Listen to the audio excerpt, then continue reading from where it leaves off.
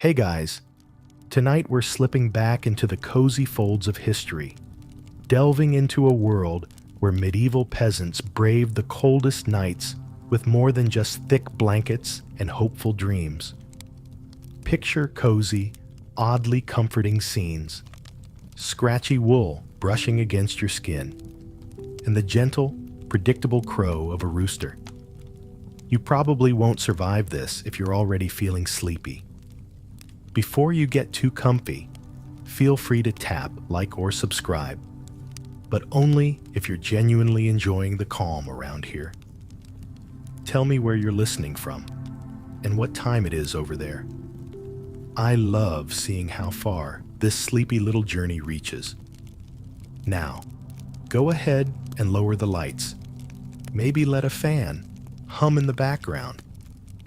And let's drift gently into tonight's story together. You wake up slowly, blinking in the dim, muted light, filtering through a small window of a medieval peasant's hut. The straw beneath your head crackles with every slight movement, a symphony of rustic charm that feels both alarmingly primitive and surprisingly cozy. Outside, the rooster's call is your medieval alarm clock. No snooze button in sight, not unless you have an exceptionally patient chicken. And the cold seeps in through the cracks like the world's laziest and least welcome guest. It's brisk, but in a way that clears your mind and makes you grateful for every bit of warmth you can gather.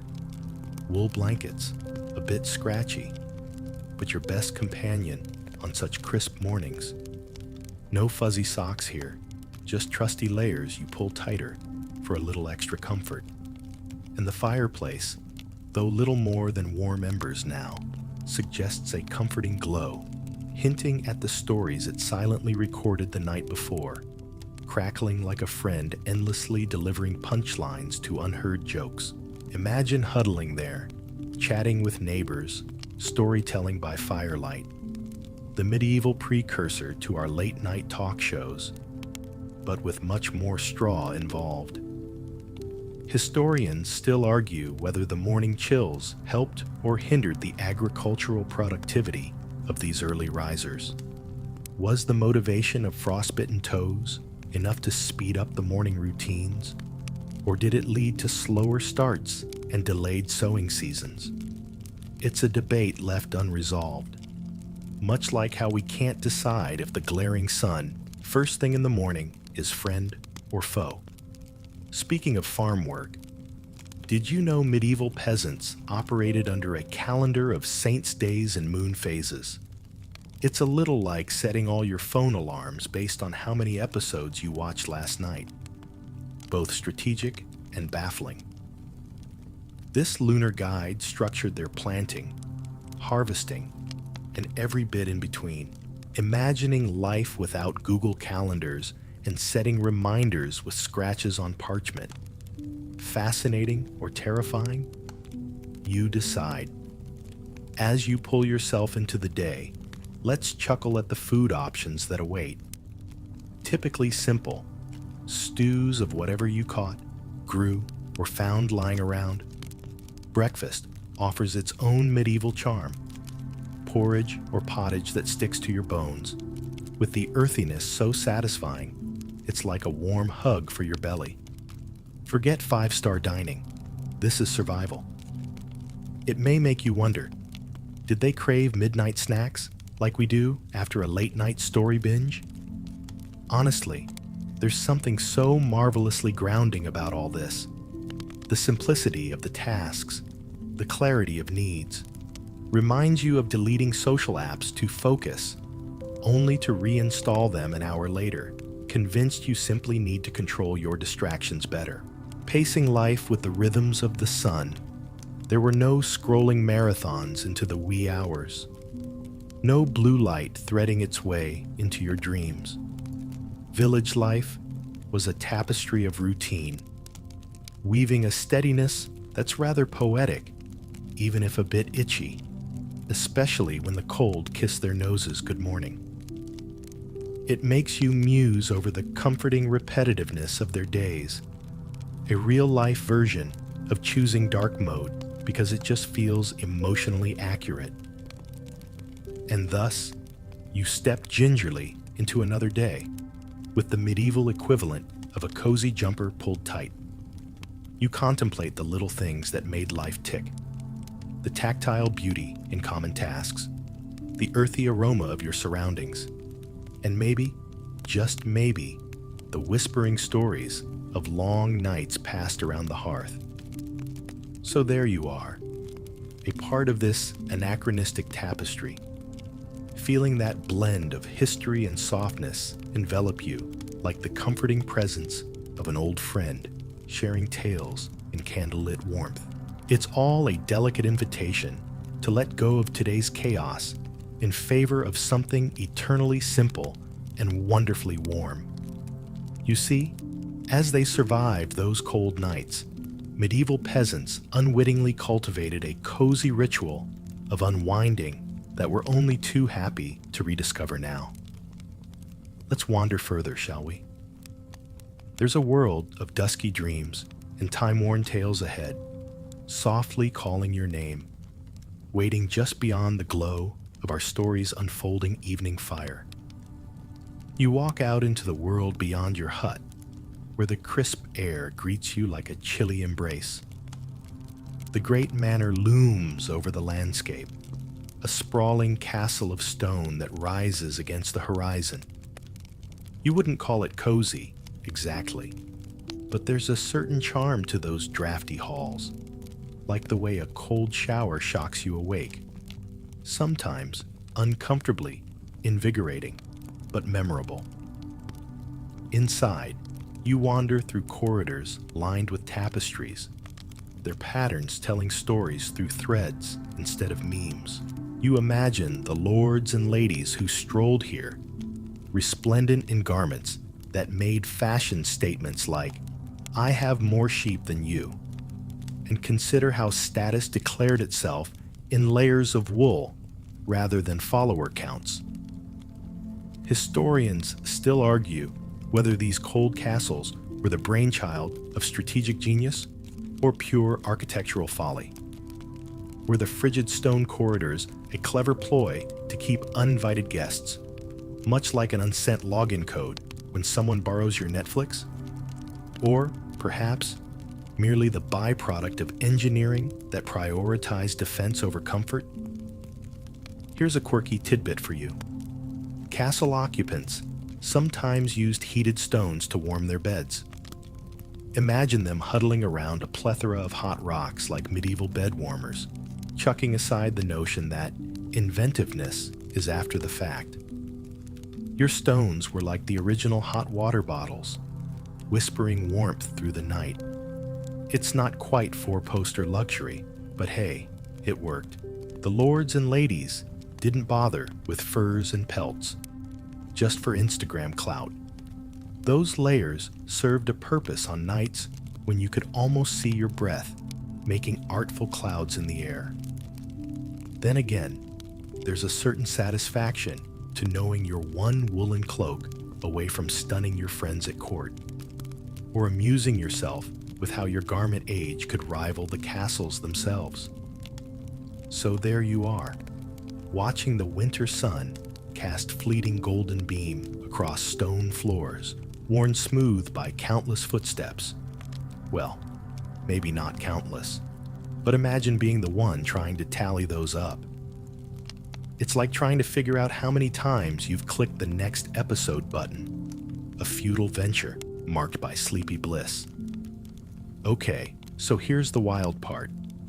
Those noble-born navigators of the vast stone gallery were experts in the art of politicking. While the peasantry tilled fields as fighters of frost, these folks essentially conducted meetings in corridors chillier than any boardroom. The whole manor might have been buzzing with alliances, betrayals, and strategic marriages, all determined by whose family's tapestry was hung where. Wouldn't you giggle if you found that's how personal grudges paved the medieval halls of power?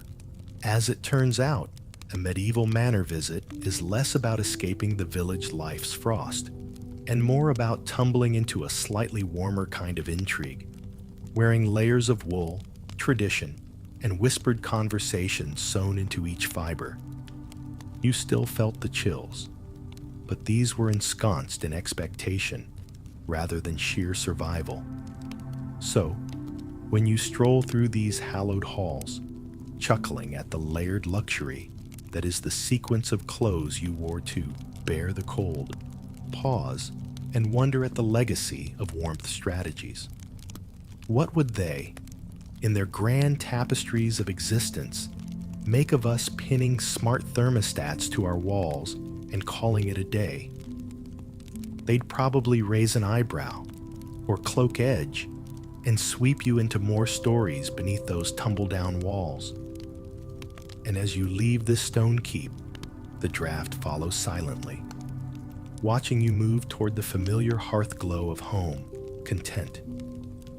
With each step you take, a saga of the medieval chill and its etiquettes unfolds behind you like a trailing cloak, wrapped snugly around the history we all share in a simple fight against the cold. Warmth, it seems, draws even the grandest manor closer to the heart, one medieval footfall at a time. You find yourself wandering down a cobbled path toward the lively buzz of the village marketplace. It's early morning, yet bustling with energy from folks who've clearly had more coffee, or should I say mead, than you. Market day in a medieval village is akin to a primitive social media scroll, a chance to see what's trending, catch up on the gossip, and perhaps, more often than not, find yourself unintentionally buying something you never knew you needed. Imagine being confronted with a stall of woolly socks just as you realize your toes have become popsicles. Talk about serendipitous shopping. Here's a neat fact. These markets were local hubs, often attracting merchants from far-off places. Goods were exchanged, ideas swapped, and pricing haggled over. Haggling was an art form, and possibly the medieval sport equivalent to today's frequent online shopping, minus the quick returns, but full of spirited negotiations. Picture some traders arriving with exotic goods, tantalizing peasants with the idea of cinnamon-spiced pottage or silk that'll sure make you the talk of the manor. Now, historians still chew on the question of how much influence these traveling merchants had on village life. Did they slowly change the tastes and lifestyles by introducing shiny new things? Or did the villagers hold the fort and resist change like a cat refusing to get up off your keyboard, keeping tradition alive as if pushed by the persistent wind of "we've always done it this way"? You'll have to chuckle at the quirkiness of certain items. Sometimes it was about trading a chicken for a pair of new shoes. To be fair, we haven't strayed far from those sensibilities. When you think of those moments where we barter hours of our Netflix queue for the latest must-have gadget we figured would change our life as much as medieval rye did theirs. Finding a quiet corner of the marketplace, you watch a blacksmith forging tools and consider how this would-be influencer is a critical node in the network of medieval commerce. His hammer strikes echo the pulse of local life, sending wafts of hot metal tang into the cold air, pulling you into a moment that feels like it could have been yesterday, were it not for the clanking of armored knights buying nails alongside flaxen-haired dairymaids. Honestly, it's easy to lose yourself here. Your medieval version of going down a YouTube rabbit hole. Each stall is a mini-novel begging you to crack the spine and leap into the story held within. The wool merchants, with their vibrant dyes, are the photographers, painting their world in hues of lake blue or grassy green. Cobblers and butchers, poets of utility, peddling necessities you might procrastinate to actually use, much like your gym membership. The heart of this marketplace isn't just trade, it's about connections. The laughter shared over bread, the curses muttered when the apples run small, the haggling ritual that teeters between civility and he said, she said whisper network. It's a bustling, living reel of history, replaying beneath the weathered sun, reminding us that connections, however formed, keep life buoyant and human even under the weight of icy winds. So, as the sun arcs higher and the crowd disperses, you tuck your own little piece of history close, imagining the stories this marketplace could tell through centuries of echoes and footfalls. How many deals were brokered? How many loves bettered? How many friendships sealed with a swill of ale? More than any one chronicle could capture. All drifting away, sitting quietly with the vast seas of unrecorded tales of twinkling lights and nights shared, known only to those whose feet once stirred this venerable ground. As you meander back from the bustling marketplace, the chill of the late afternoon creeping in, you wrap your cloak a little tighter, pulling it over your shoulders like a cozy blanket fort in childhood. You head towards a familiar gathering spot where the guilds provide both warmth and entertainment, a much-needed diversion from the looming shadows of twilight. The guild hall is filled with the warm, smoky aroma of the hearth, mingling with the scent of ale and laughter. These craftsmen, the OG life hackers, show off their wares and trade secrets, wryly splitting attention between their work and the latest gossip. Picture it as a medieval co-working space where insights on forging, weaving, or baking mingle freely, akin to swapping hot tips on productivity apps or jesting over whose sourdough starter is most grammable. Here's a quirky snippet of life back then. These guilds often had their mini rituals and superstitions. Say, knocking on wood before commencing any craft work. Perhaps an ancestor to crossing fingers before sending that risky text or refreshing your feed, hoping for the right kind of news. Light chuckles ripple through the room. One craftsman regales his tale of a runaway wheelbarrow, causing mayhem at market, reminiscent of a prank video gone viral before, unknowingly perhaps, offering ages-long lessons in comedic timing. Meanwhile, the resident brewer talks of his latest brew, so potent it supposedly encouraged a local baron to dance a jig in woolen hose, for better or worse. With the timeless backdrop of camaraderie, historians still argue over the actual influence of these guilds over local rules and regulations. Did they wield enough power to sway decisions, ensuring their needs dictated village law? Or did they merely adapt to prevailing norms, keeping harmony with local authorities? You lean back in your seat, the chair hard but comforting in its familiarity, a far cry from ergonomic marvels, yet oddly satisfying. The room is lively, a tapestry woven from stories, much like an endless Discord thread humming with lives happening all at once, shared beneath the soft light of the hearth. The evening moves like honey, slowly settling into grooves, where laughter and banter flow lazily. You ponder the ease of it all, a comfort in structure laced with flexibility, much like setting 5 alarms only to feel proud you arose on the 3rd, or maybe the 4th. Anyway, it's the thought that counts, right? As the evening unfolds and turns into night, the guild becomes a cocoon of voices sharing woven dreams and ambitions. You mentally file away some of the clever tips, feeling a bit like you've gathered medieval TikTok hacks to apply to chilly nights back in your own time. Carpentry tips, new stitch patterns, the most effective wood for warm fires, all humanity's enduring favoritism towards minutes of silent crafting under an indifferent sky. Finally, as the warm camaraderie of the guild hall slowly dissolves into the calm night, you step out, leaving behind the echoes of both timeless and fleeting worlds. You walk home with a small mental list, earmarked to try before sleep claims you.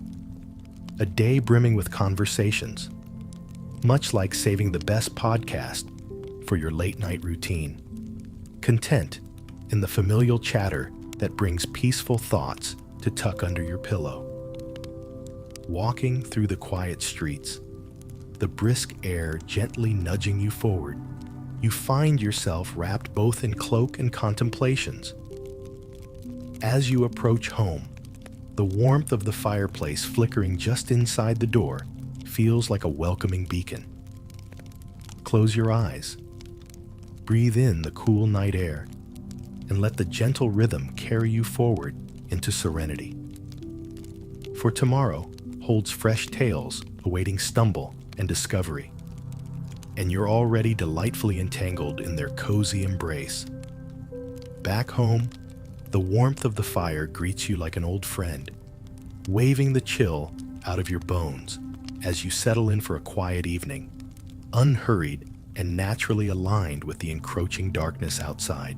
The shadows dance across the walls, an impromptu show teeming with cozy delight, flickering flames casting playful silhouettes that remind you of trying to decipher meaning from random clouds on a lazy afternoon. The evening meal is a simple affair, the practicality of medieval dining. A hearty stew simmering over